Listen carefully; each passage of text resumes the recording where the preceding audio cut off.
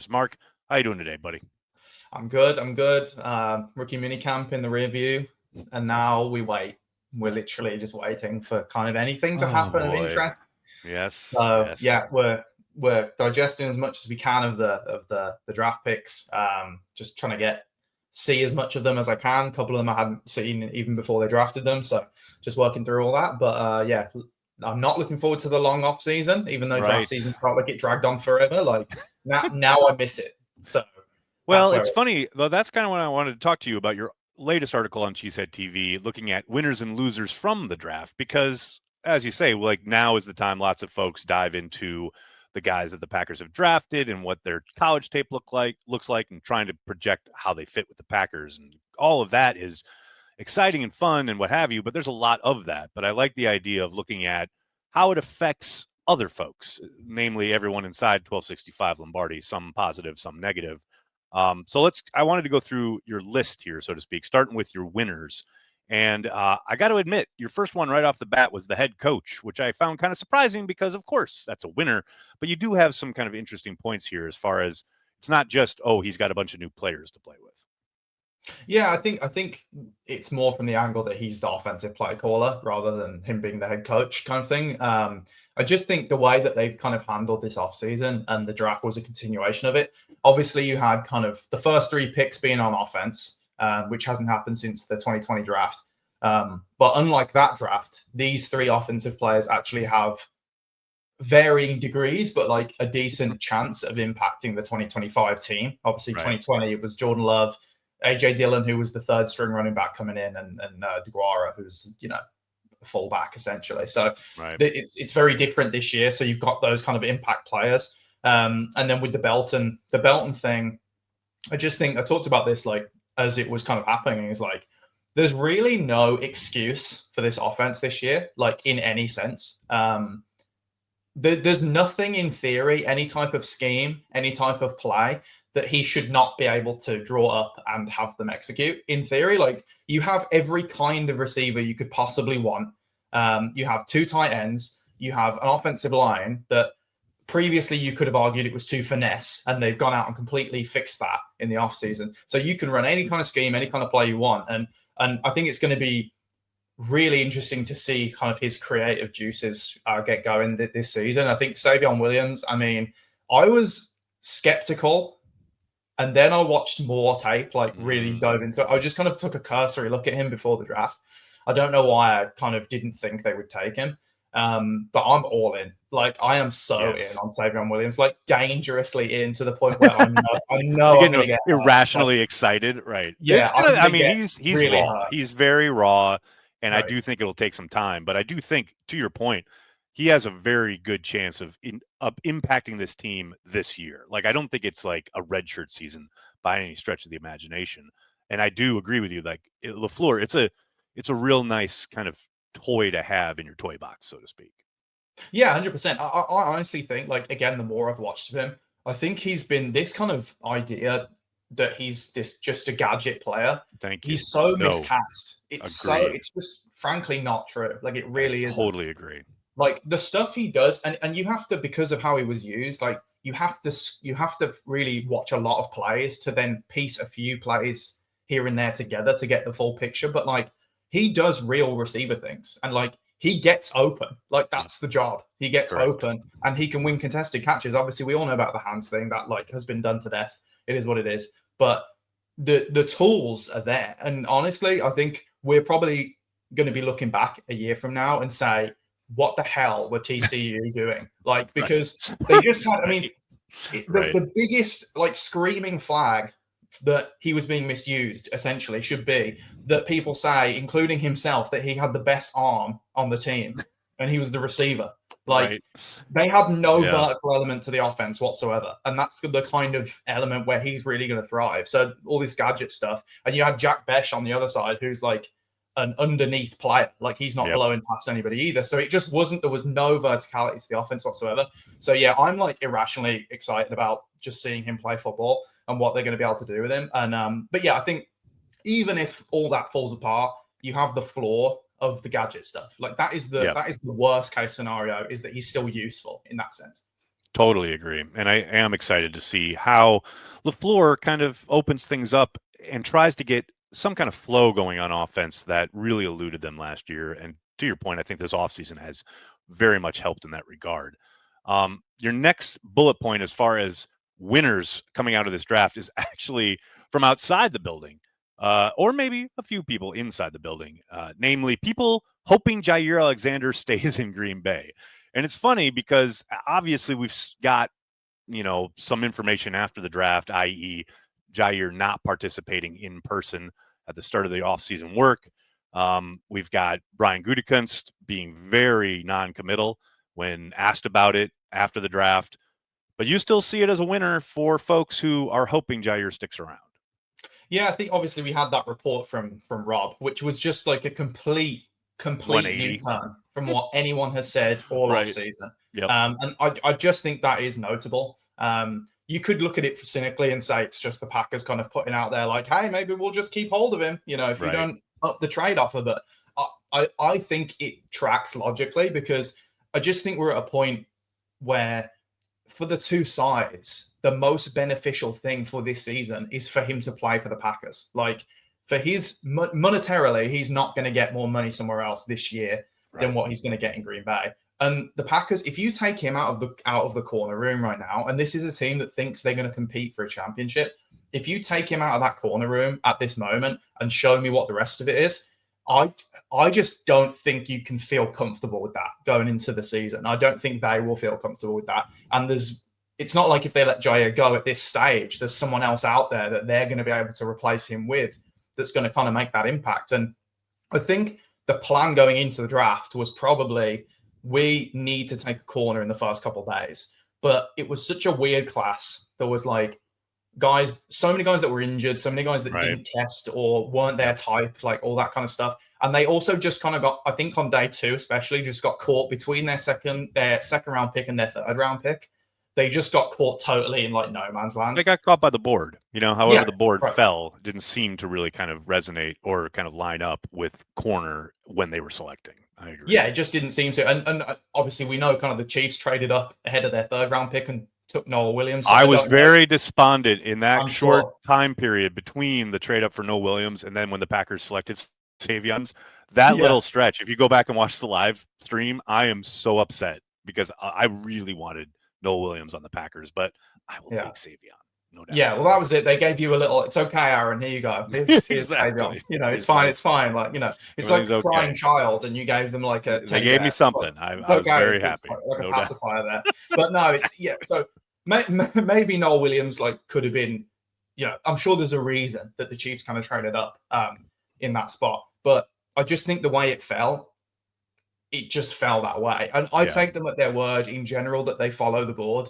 I think if all things are equal, then they lean it towards need. But I think they just kind of went with it, how it flowed. And that's why I think now Jaire, I do think there's a real chance it could happen, just because I think for all sides, if cool heads prevail and there's not a kind of a real bad blood, rational, like then I just think, come on, guys, get this together. One more year, and we don't have to see each other ever again after a year if it doesn't go well. And then you have two guys down in the trenches on the defensive line in Kenny Clark and Devontae Wyatt. And obviously they have recently picked up Wyatt's 5th-year option, so he is definitely going to be here at least 2 more years. And I would suspect there's a decent chance that if he has the type of season we expect he can have, the glimpses that we saw last year in this Halfley scheme, he should be here for a long time. The Kenny Clark thing is interesting because I talked a lot about, and I think we talked a lot about the potential for somebody in this defensive tackle class in the draft to come in and kind of start to be the plan for life after Kenny. Right now, obviously that did not materialize. So yeah, I think Clark and Wyatt being winners off of this draft is on point. Yeah, I think with Wyatt, like I was kind of thinking this would happen anyway, like the 5th-year option thing, because it's not an unreasonable amount of money. And I was looking at this. It was just after the kind of first wave of free agency. I kind of looked ahead to what next year's free agency class looks like. Let me tell you, at defensive tackle, there is no one. Like, and I mean No one. Obviously, And guys this get is why I drafted thought for they'd that. take a defensive tackle, Right. honestly, because next year's free agent class is destitute, really. Yeah. I think that's another one where I think they just got caught by the way it felt. Like, I think pretty much from obviously, like, Mason Graham went first at like 5, where everyone thought he would go. And then, like, pretty much, I think every single, if you look at the consensus big board, every single defensive tackle that was supposed to go after him and before the end of round 2, or even into round 3, I think every single one went earlier than Yes, everybody said. correct. Like routinely, like when the Bills traded up for TJ Sanders at like 41, he was my second round prediction for the Packers. And on the like consensus board, he was at like 55, and he'd been lower than that at times and kind of rose up a little bit later. But when that happened, that trade at 41, I was like, oh my God, these guys are They flying. gone. Yeah. Like they No were doubt. gone. Like by the time they got to their second round pick, they were just gone. Like all the guys that were kind of, you were going to spend a premium pick on to, like you say, kind of, Right. we've got to restock this cupboard for 2 years time, like we need to kind of do that. But again, I just don't think it fell that way. I think Brinson, I don't think should have, having watched him recently, I don't think like he should have been a 6th round pick. I think like he has more talent than that. He's one of those guys that, like, I think if he'd have not been so loyal to Georgia and like transferred ahead of his last season to another school where he was kind of like the defense was being built around him on the front, he could have had like a really good year and really kind of pumped up his stock. But I think he just kind of liked being at Georgia and accepted his role, and he did a lot of dirty work, and he didn't start all the time. They have like so many good players, as we know.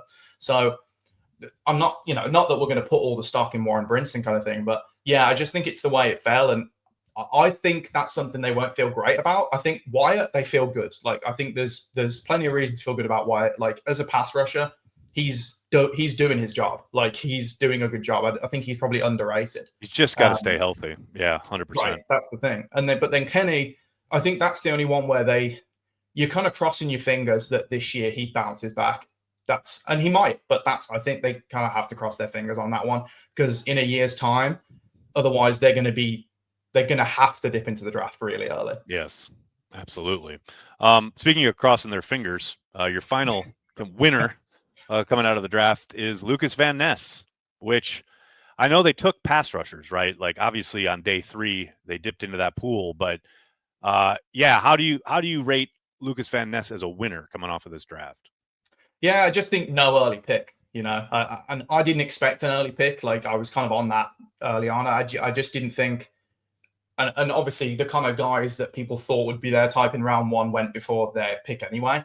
But even they were like, I did a bit of research into this. Like, even those guys were like, even for the Packers, they are really unproductive. Like, people think like that Rashawn Gary and Lucas Van Ness didn't do jack in college. That's not true. Like, they were productive college players. They didn't have like crazy sack totals, but they were productive rushers.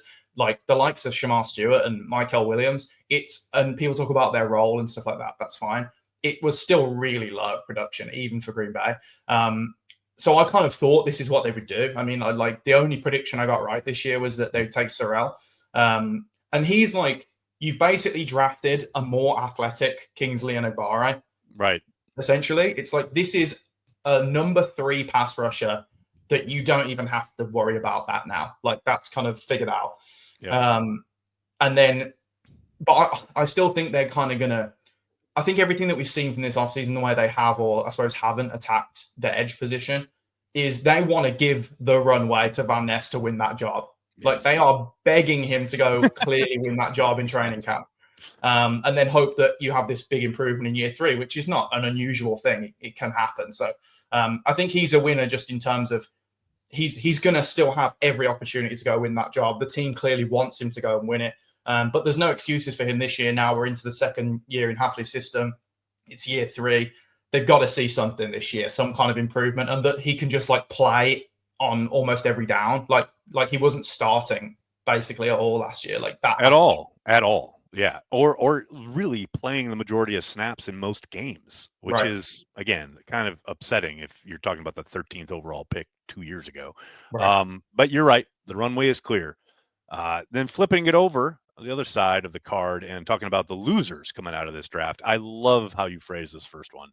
Every pre-existing receiver not named Jaden Reed or Dontavian Wicks.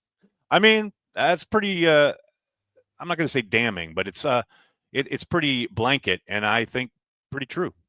Yeah, I think. Well, so I think if they just drafted Golden, right, you can kind of like talk yourself into that it doesn't affect certain players. Like I Sure. do think, and I wrote about this in the piece, when they drafted Golden, that was if we didn't already know it, that was the final nail in the Romeo Dobbs coffin, I think, kind of thing. Like this is Right. going to be his last year. This is not a guy they're going to pay. Like it's just that's not going to be what it is. But you could talk yourself into that it doesn't affect Christian Watson, right? That like there's still a chance for Chris just because they're both fast. Like people were making that link. But then when they drafted the second receiver in round 3, and it's not because it's a big fast guy like Christian Watson. It's just we're talking about numbers here. Like they're gonna go into the 2026 season with Golden, Williams, Reed, and Wicks. Like they are gonna be on the team. Like that's 4 guys. So Yep. I just think when people kind of talk about Watson, people are kind of the mind of, okay, well, why would he stay? Maybe because he comes back late in the season as we're expecting, and he agrees to like a short-term extension because he wants to be able to rebuild his value. But is Green Bay in 2026 going to be the right place for him to rebuild his value? Like, is he going to get the ball enough in this Totally crowded get that. room? Right. I don't know. I mean, it might be just a case of familiarity and knowing the offense and the guys involved. Possibly, that's my thought. Yeah. But you're right. If the idea on his end, right, in his camp being, look, we got to go someplace where not only are we going to be on the field, but B, they're going to throw us the ball. I mean, think about the beginning of last season, right? What did we get through? Like 5 to that Vikings game when he got hurt, but he had been targeted like 12 times in the first month of the season. I mean, this is a guy you would think should be targeted. I'm not going to say double digits a game, but he should be getting 5 to 8 targets every game. And he was being targeted like 2 or 3 times a game the first month of the season. So if I'm Watson or his agent or whoever, I'm thinking, yeah, that's probably not the world's worst idea to go someplace where I'm going to at least see the field and the ball a little bit more. Yeah, and I mean, again, you have to see what your market is. Like, who knows what that's going to look like in a year from now? But I just think it's kind of like it's kind of being hand waved away as like, oh, he'll sign some short term like contract. I just think that's going to be for both sides kind of a tricky negotiation, and I just think like multiple things are going to have to come into place for all the sides to be happy with where they are on a contract. And just from the Packers side, the pressure is now not on them at all to do that. Like they can let him walk and not blink. Like the only reason they keep him is because if they think, no, we think he's a really special player. But part of this depends on your development and maturation from these rookies, right? Like the expectation is there, certainly. But let's say we get to the end of this season and both Williams and Golden are monster disappointments, which obviously I don't think that's going to happen, but it's a possibility. It's possible. You can't say it isn't, right? So that's why it's like the Watson thing for me is so tricky because there are so many variables when you talk about what he could potentially end up doing on a very short kind of timeline when he comes back from injury, but also what happens around him. The number of potential outcomes is like, I'm not going to say infinite, but there are a lot of them. Yeah, there's like a lot in play. I think that's just where I come down on it is there was already going to be a lot of factors of whether he's on the team in 2026 or not. And now we kind of have 2 extra factors, like 2 extra receivers that they, if it's a tricky decision, they can make that decision a little bit easier for themselves with the situation they're in. And then obviously kind of I talked about in the article as well, like it filters down like the bottom of the roster guys. It is the Malik Heaths, the Bo Meltons of the world. Yeah. It's going to be an absolute dogfight to win a roster spot at receiver on this team.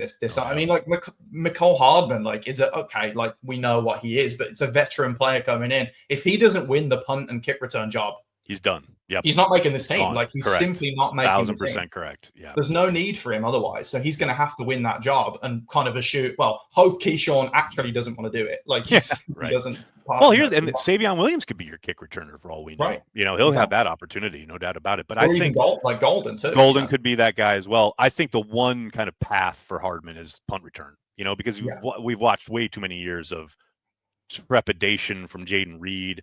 Keyshawn Nixon has actually been. Everyone talks about, he can do it. We've seen him do it, but he's been really inconsistent at the punt return. He's been great on kicks, but punt return has been very inconsistent. That's the one spot I can see Hardman just owning, right? Like he comes in, he's done it a million times with the Chiefs and the Jets briefly. Like he's a vet who knows the league, etc. That's to me, that's his path, right? If he solidifies from day one, I'm the punt returner. Yeah, he'll make the team. But if he doesn't, and somebody else is there in camp, like turning it up in preseason games, etc., then yeah, he's gone. I don't see how you keep him.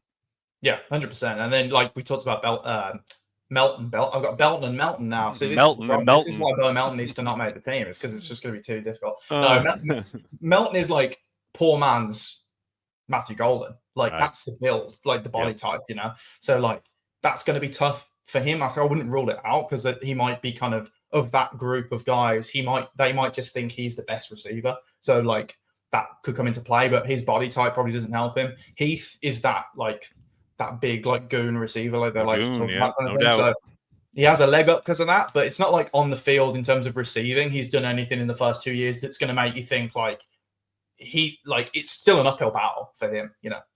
No doubt. And then on the other side of the ball, you have Kingsley and Igbare. We mentioned earlier, makes all the sense in the world. Really feels like he's heading into his final year in Green Bay.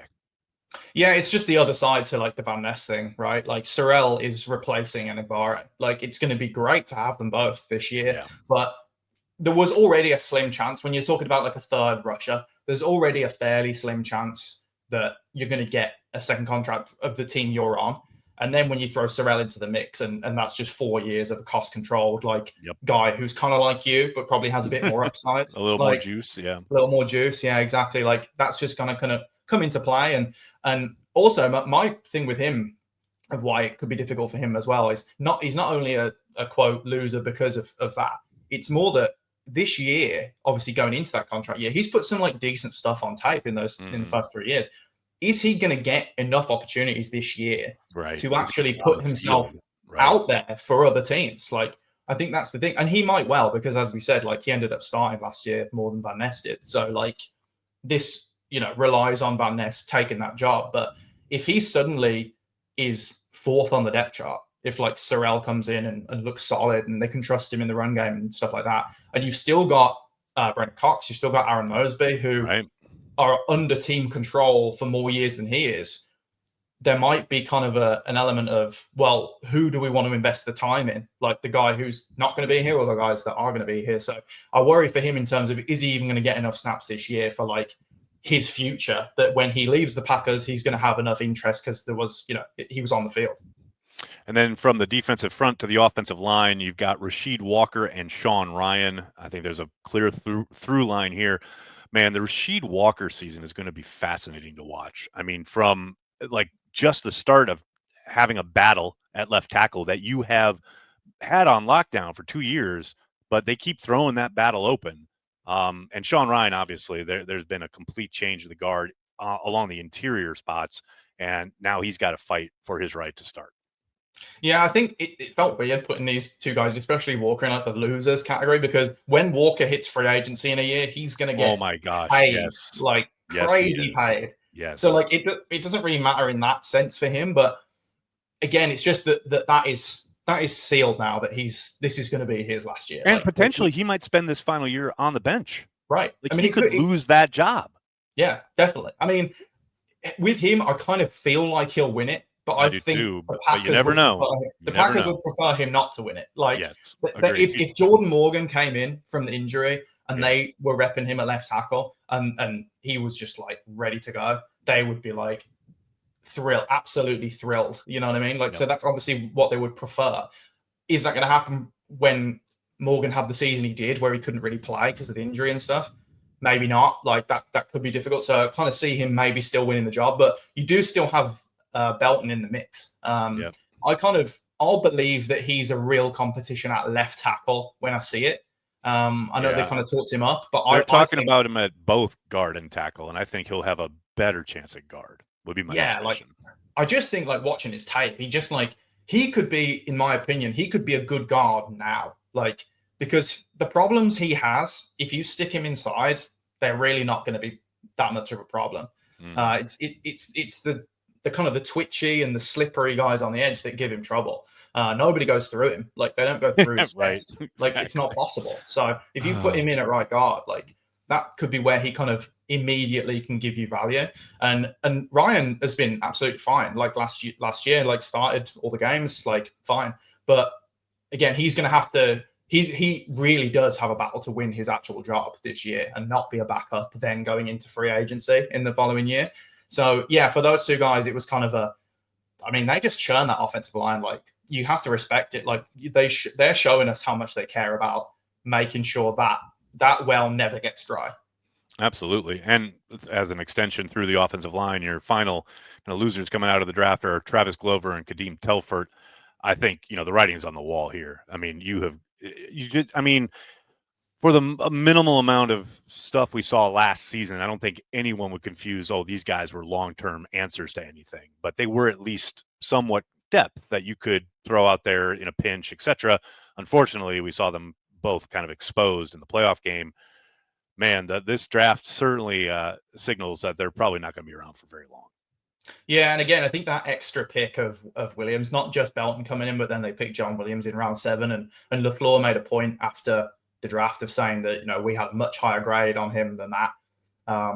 Probably doesn't bode well. I think it's again, Brian says you don't want to overreact to stuff, but I have to believe that what happened in that Eagles game where Glover came in. I mean, I understand it was the Eagles, but it's like they couldn't operate on offense. Yes, it was an instant disaster.